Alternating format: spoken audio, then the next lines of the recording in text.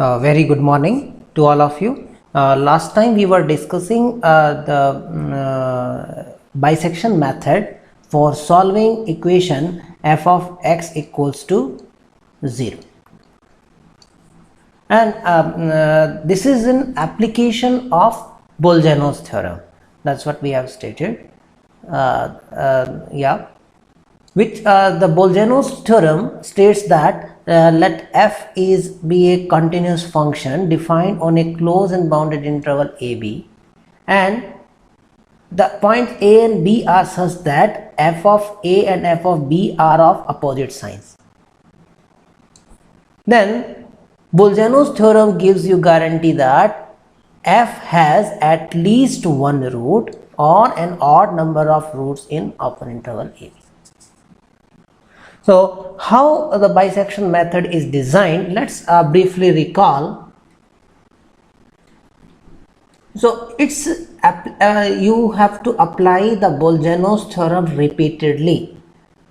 So let's say in the step 1, like find a1 and b1 such that f of a1 and f of b1 are of opposite sign, and then you take the midpoint of the interval a1 to b1. So if you look back to the Bolzano's theorem, so in the first step your a1 is a and b1 is b.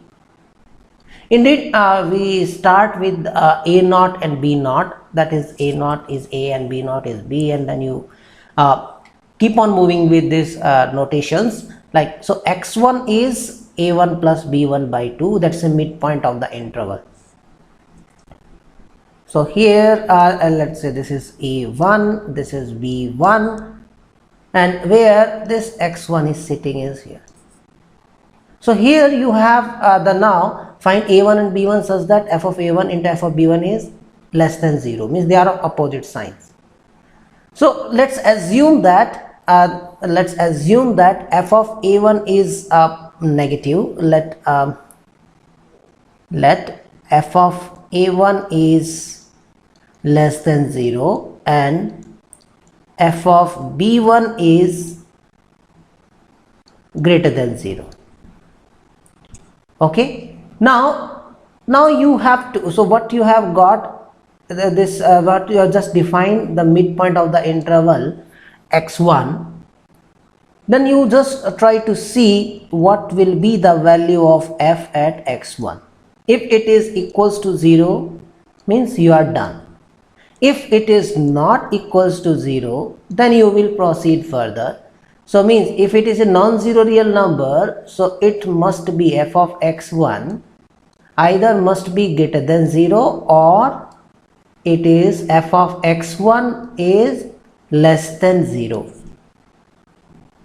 So you have to, the next step will be based on this observation, that f of x1 is greater than 0 or f of x1 is less than 0.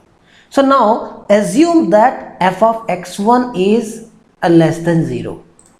Assume that f of x1 is less than 0. That's your new case, and club this with these two values, f of a1 less than 0 and f of b1 is greater than 0. So then by looking at these three values, you can apply Bolzano's theorem again, and it says that the next root, the root will lie now on the interval x1 to b1.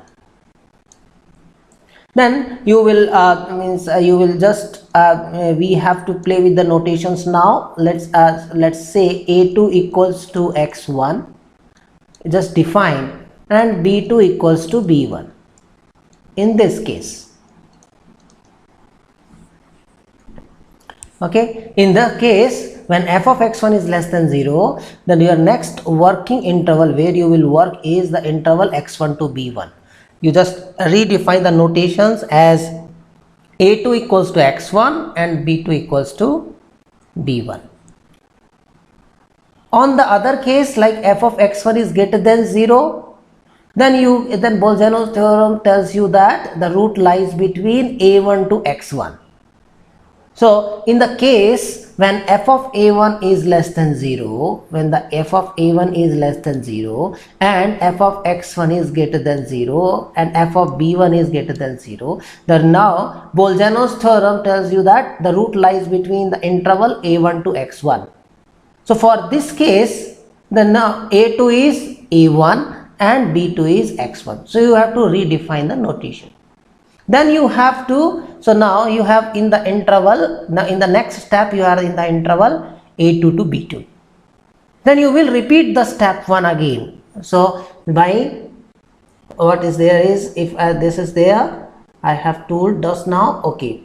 And if yeah, both the cases is this are discussed here, then you define, once you are in the interval a2 to b2, then you take the midpoint of the interval x2 equals to a2 plus b2 by 2. Then you repeat the step 1 and 2 in the same fashion. Okay, so you may decide how much number of iteration you should proceed. On the other hand, you can also parallelly check the values of f of xn at each step. Then you can see whether that is going to very close to 0 or not. So this epsilon you can define in your laptop or machine, computer machine, anything. Epsilon equals to 10 to the power minus 4 or 10 to the power minus 6 or and so on. That's a one way of another way of stopping criteria.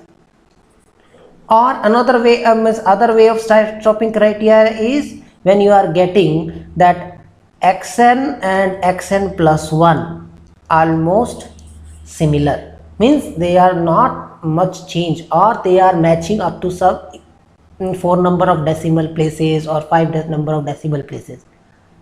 So they are matching, means they are approximately equal, means, or in other words, if you wish to write in computer, so you have to decide an epsilon such that mod of x, so you can decide another stopping criteria like this: mod of xn plus 1 minus xn is less than epsilon. This is an absolute one. You can define by relative one as well. So mod of xn plus 1 minus xn divided by mod of xn less than epsilon, or you can fix the number of iteration. So in this entire process you obtain 3 sequences. One, so we will just try to collect those 3 sequences and see, we'll see the what are the nature of these 3 sequences. So the bisection method you can apply once the Bolzano's theorem is applicable. The first thing is you wish to verify f is continuous on closed interval ab and ab are such that f of a into f of b is less than 0. So for the time being, we can assume that let f of a is less than 0 and f of b is greater than 0. So again, I mean, if you look at the step by step in the first interval, we are starting here with a naught, b naught. You can replace by a1, b1, then a2, b2 and a3, b3 and so on. So what you will get, so on the left side you are finding in a sequence a0, a1, a2, a3 and so on. On the right hand you are getting the sequence b0, b1, b2, b3 and so on. And you are getting another third sequence is x1, x2, x3 and so on. So you are obtaining 3 sequences. One sequence is an, another sequence is bn, and the third sequence is the average of this, means the an plus bn by 2 or xn, midpoint of the interval an minus 1 to bn minus 1. Now what is the nature of these 3 sequences an, bn and xn? So if you follow the pattern, it is very easy to get that a naught is less than equals to a1, less than equals to a2, less than equals to and so on, less than equals to b naught. Means a naught is a increasing sequence monotonically increasing sequence which is bounded above. So an is a monotonically increasing sequence which is bounded above, hence converges. If a sequence is monotonically increasing and it is bounded above, then it must converge. Similarly, you can follow the pattern that b naught is greater than equals to b1, greater than equals to b2, greater than equals to b3, and so on. So that's very simple to verify. B naught is greater than equals to b1, greater than equals to b2, greater than equals to, and so on. But it will never go that's on. It will never go and so on. That will never go below than a naught. So this is a decreasing sequence. Bn's are decreasing sequence which is bounded below. So hence it again converges. So this sequence an converges, sequence bn converges. So sum of two, so you know, so bn an converges, what you just obtained is an converges and bn also converges.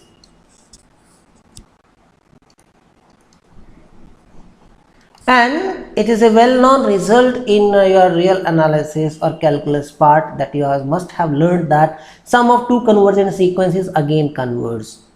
So this implies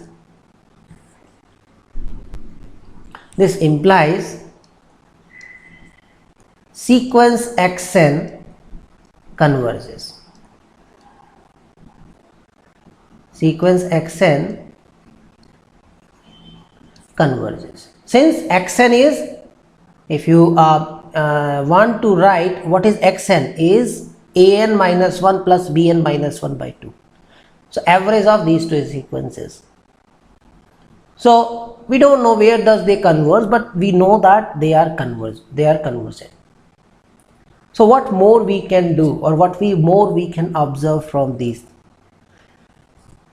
Now again, if you look at on the left side, this interval a0 to b0, a1 to b1, and a2 to b2. If you are looking these three intervals, so at each step you are reducing the length of the interval by 1 by 2, half. That's why it is also known as method of interval halving. So what the relation we got in successive manner is b1 minus a1 is 1/2 time the length of the interval a0 to b2. Now the length of the interval a2 to b2 is half time of length of the interval a1 to b1. So this what is 1 by 2 here. B2 minus a2 equals to this. Now you replace b1 minus a1 by half time b0 minus a0, so you get this. Similarly, if you want to go for one more step, you have b3 minus a3 is 1 by 2 cube type b0 minus a0, and so on and so on. So what is at n plus 1th step, or nth step, you can say bn plus 1 minus an plus 1 is equals to 1 by 2 to the power n plus 1 time b0 minus a0. So this is constant, right? This remains fixed. So this, you know, this sequence tends to 0 as n tends to infinity. So this tells you bn is converges, an is converges, and bn minus an tends to 0 as n tends to infinity. So what this tells you is as follows: limit of bn must equals to limit of an, and let's say this is equals to c. So this certainly implies limit of xn is the average of the limits. So c plus c by 2, that is 2c by 2c. So what is c here is, so where does they converge? They will converge to the root. So c is the exact root and xn is the approximate root of the equation. So this tells you that the bisection method always converges once you are able to apply. Okay, so you have seen the nature of these all three sequences. We will make more notes about it little later. Okay, be with it. Okay, fine. So as already discussed, stopping criteria could be any one of them. That's clear to us. Okay. Okay, in the last session also we have left with the question that you have, using bisection method, find the root of the following equation. So let's roughly plot e to the power x and sin x and see what where the on which interval nearest to 0 the root will lie. So if you draw the graph, if you draw the graph, what you will get? Yes, what you will get? The root will lie here. Root will lie in this interval. Certainly the root will lie in the interval. Okay, in the interval. So what is this interval? If you see, the interval is, you can say, -3 to -4 you can take, because it start intersecting here. So here on this side you can choose -3, on this side you can choose -4. Unit length interval you can choose, and then you can start working with this using bisection method. So you have a0 equals to -3, b0 equals to -4. Then you will define x1 is equals to -3 -4 by 2, that is -3.5. Then you again, the steps you have to follow what we have just have discussed. Okay, and you just draw a table and see where you will stop, at what number of iteration or at what stage you will stop. So you are supposed to do this in your computer assignment or lab class. Okay, so it is very easy. So before means saying that this is an interval, Bolzano's theorem guarantees that this is the interval. You can also verify that f of -3 is greater than 0, f of -4 is less than 0. So when you're writing the code, you can make it like user should input the values of a and b, so that he should user should be able to put the values of a and b for given f. Okay, fine, right. So here let's come to here now the order of convergence. So whenever you are working with a numerical scheme, so just now you confirm with the bisection method that that numerical scheme actually generates a sequence of approximate numbers. So what is the desired thing is that should converge to the root. What is the rapidity of convergence? That's the next question. Or how much faster it is going towards the root. So this you have to ensure by after deriving the method, that what will be the rapidity of convergence for the given scheme towards the exact root or good approximation, right? So it's a very standard definition here, which says that let xn is a sequence of numbers. So let xn is a sequence of numbers converging to C, with xn distinct from C. If you are getting at xn equals to C somewhere, you will stop the numerical scheme. So it's fine to work with the sequence with xn not equals to C for all n. So if there exists a finite non-zero constant m and a real number p, positive p greater than 0, such that this limit of this mod of xn plus 1 minus c divided by mod of xn minus c to the power p is equals to m. So this p has associated name, this called the order of convergence, or that will decide the rapidity of convergence or how much faster it is. and m is called asymptotic error constant. So once so here what is xn is the approximation. What is xn is the approximation and c is the exact root. So difference between approximated root and exact root is always known as an error. So that is defined, let's say that is given by a new notation called en. That is given by en equals to xn minus c. Then once you have written this in this notation, this limit can be written in the following form. More oftenly, this is also written as, so whenever this limit of this ratio equals to m, okay, then you can write this in the following form. This also can be written in this form, and it's not m, this complete one, and also in the following. So means this is telling you that mod of en plus 1 is rapid at least as en, at least as mod en to the power of p. So this is what the notation big O, here is big O. So we say that a sequence, if I wish to write two sequences, let's say Zn is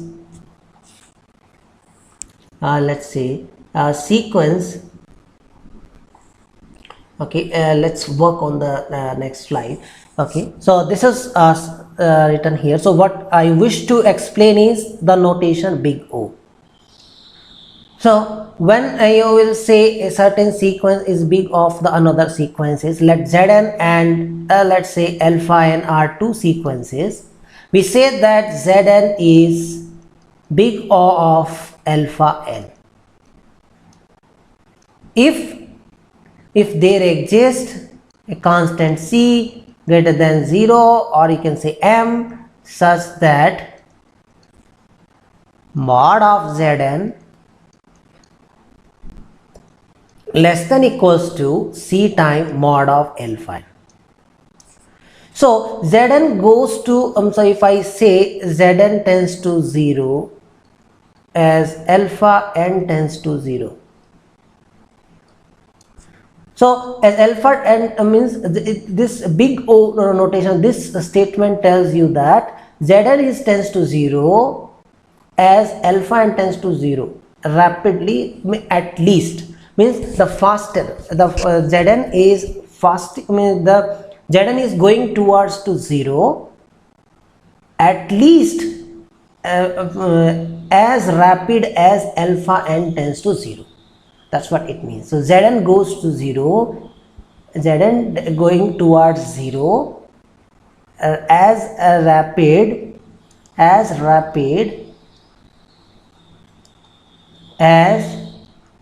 alpha n tends to 0, at least that much faster,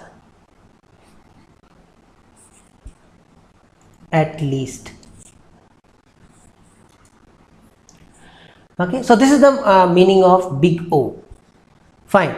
So once you have this, so you can also write this, or this implies, certainly implies that for large enough n, en plus 1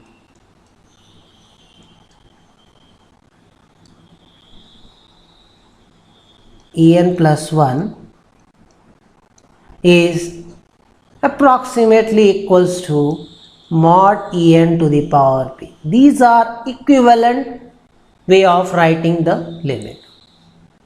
So this will decide, the p will decide the order of convergence, m will be called as asymptotic error constant, and so on. Fine. So these were one example. So here I noticed that this ratio must be reversed, because of xn plus 1 is 1 by n plus 1 and xn is 1 by n. So it must be replaced by it's not this one. This will be equals to n by n plus 1, which tends to 1 as n tends to infinity. So asymptotic error constant is 1, and the order of convergence is also 1. It's fine. So we did this in the last sessions.